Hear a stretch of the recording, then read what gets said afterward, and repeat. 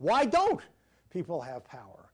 And having answered that question now approximately 1 billion times, I am pretty well ready to answer it for you, which is the biggest barrier, I think, for us having power is, of course, ourselves. We are our own biggest barrier to having power. We are oftentimes not willing to do what it takes or to make the trade-offs required to have power. We limit ourselves by being afraid to take chances or to fail.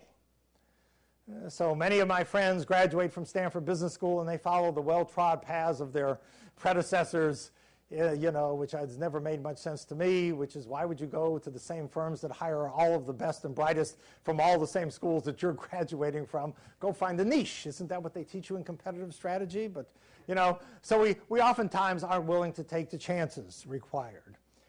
We worry excessively about what others, particularly peers, think about us. We want to be liked by everybody, or loved even.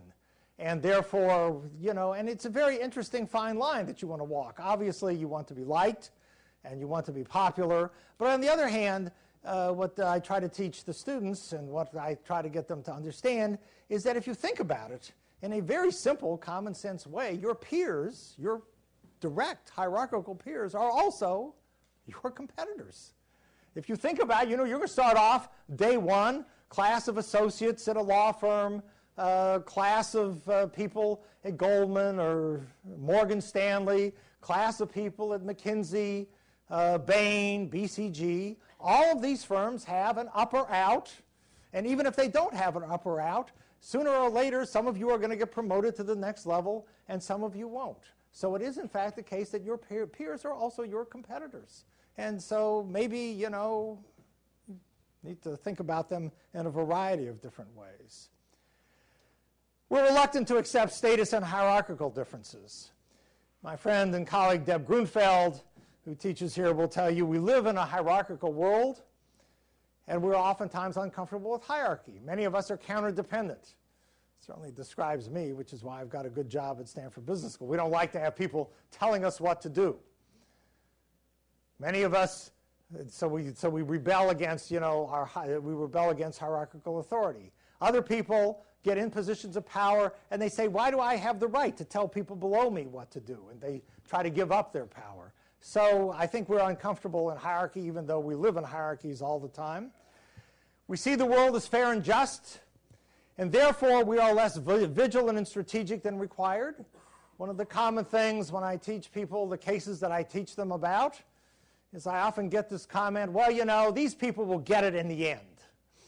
So I don't have anything to learn from them, because sooner or later their bad behavior will catch up with them. In fact, because the world is not a just and fair place, every religious tradition that I know has some account balancing scheme to deal with it, later on. In some cases it's heaven and hell. In some cases it is reincarnation. In some cases it's karma. Every religious tradition has this for the same reason, because it isn't a just and fair world. And so how do we make sense of this except by having some account balancing scheme? But this makes us, I think, because we believe in a just world, we oftentimes don't pay attention to the more interesting people in the organization. In the early 1980s, I visited at Harvard Business School and taught their version of this class, which, by the way, is not nearly as good, called Power and Influence, with my dear friend and colleague John Cotter. And John would say to the students, and I think he was completely right, he'd say, you all want to learn from the people who look brilliant and have amazing levels of interpersonal skill and have succeeded. He said the people you really ought to learn from are the people who look to you like they have no skill whatsoever, either interpersonally or in business, but have nonetheless made it to the top. They have something else. And it would be interesting in some ways to learn what that is and how they have maneuvered. His point being that anybody can succeed if you are a genius and fabulous and successful and interpersonally competent, but it takes real political skill to succeed when you have none of those attributes.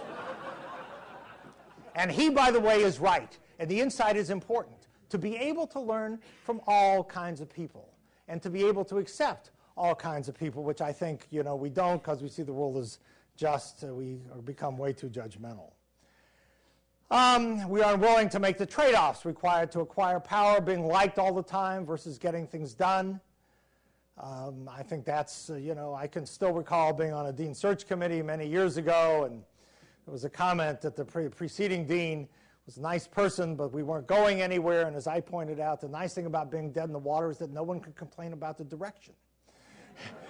And that as soon as you start the boat, metaphorically speaking, someone will say, regardless of the evidence and the data, this isn't how I think we should be going. And so there is this issue of, if you want to be liked by everybody, don't do anything. As soon as you make a decision, some people will like it and some people won't. How we spend our time and focus our attention. Strategic versus fun interactions and relationships. Are you willing to pay the price of having power? And there's an enormous price for having power. My dear friend Rudy Crew has been through at least 2, maybe 3 marriages. He works all the time. Most successful people that I know have to work very, very hard. And that's true whether you're running a nonprofit or a for-profit. You look at the people who go into government, and the one thing you can say, you may like their policies or not like their policies, they're all working enormously long and hard hours.